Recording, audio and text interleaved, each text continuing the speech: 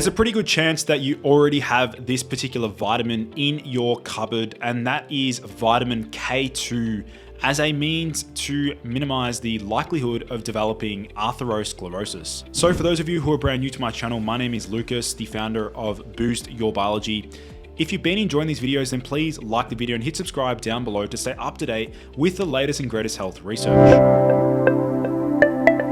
So what is the number one vitamin to minimize atherosclerotic plaque buildup? The answer to that is vitamin K2. Now, vitamin K2 does appear to have some very impressive research at suggesting that it can help to clean out the arteries and minimize plaque buildup. But before we get into this, let's have a look at atherosclerosis and what it actually means. Atherosclerosis is a chronic inflammatory disease of the arteries and is the underlying cause of about 50% of all deaths in westernized society.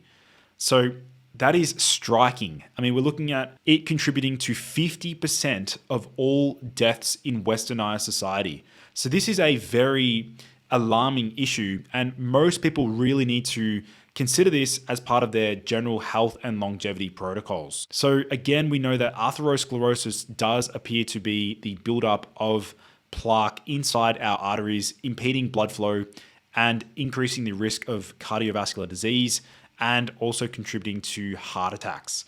Now, vitamin K2 does appear to have some pretty impressive research.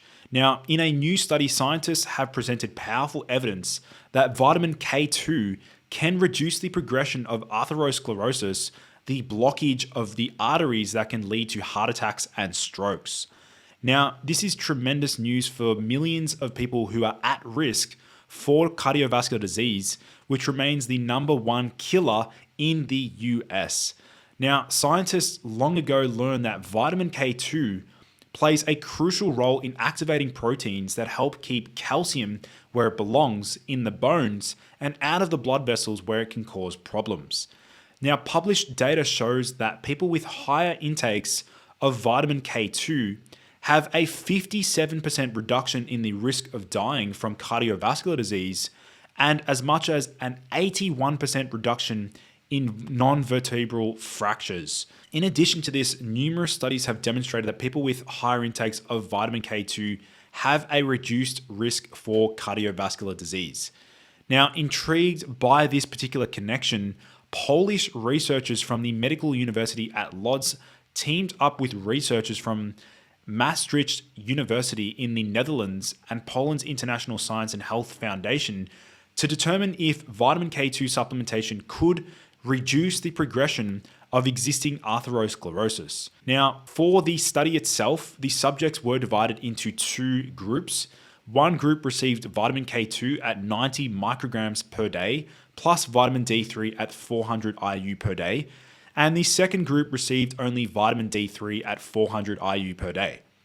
Now, after 9 months, it was already evident that the subjects taking the combination of vitamin K2 and vitamin D3 experienced a slower progression of the common carotid intima media thickness, which is a good indicator of atherosclerosis as well as a predictor of cardiovascular episodes and death.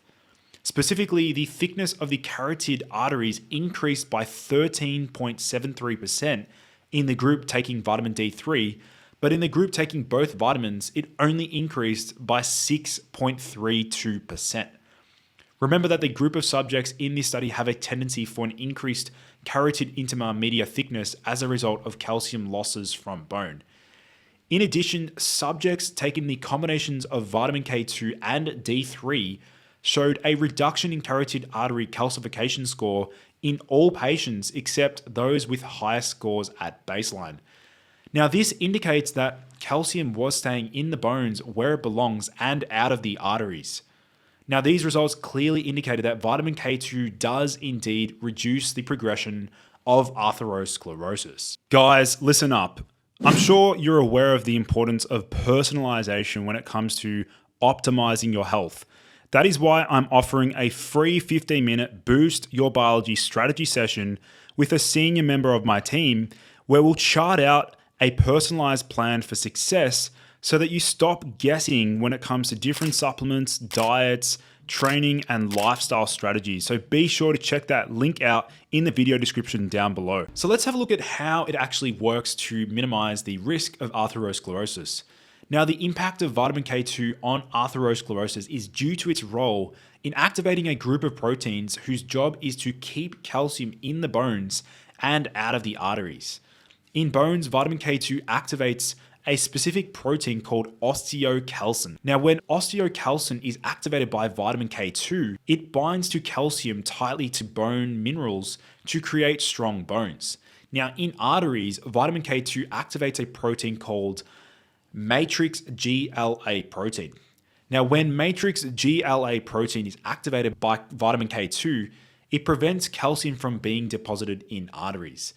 Now, when vitamin K2 is not present in sufficient enough quantities to activate these two proteins, the result is an increased risk for developing osteoporosis and also atherosclerosis because of calcium loss from the bones. So now you're probably wondering about food sources of vitamin K2. Now, the best food source for vitamin K2, in my opinion, is liver.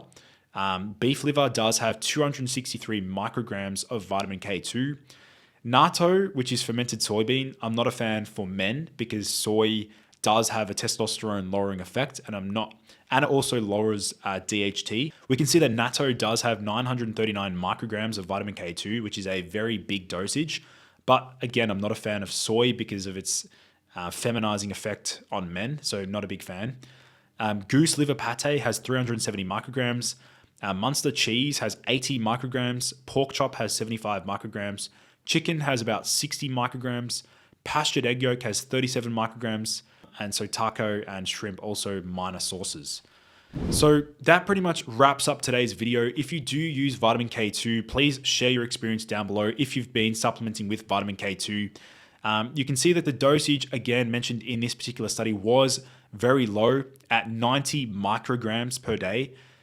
This is definitely achievable through supplementation, and that can be either the MK4 version or the MK7. So it's a relatively low dose of vitamin K2. Again, higher doses do have an anti-aromatase effect, so it actually lowers estrogen synthesis in the body. So yeah, that pretty much wraps up today's video. If you have benefited from my videos or you've learned a lot from my videos, please do me a favor and share my videos around on various other platforms. It does help to spread the message and improve the health of the general population. That's it from me today. I'll see you guys in the next video.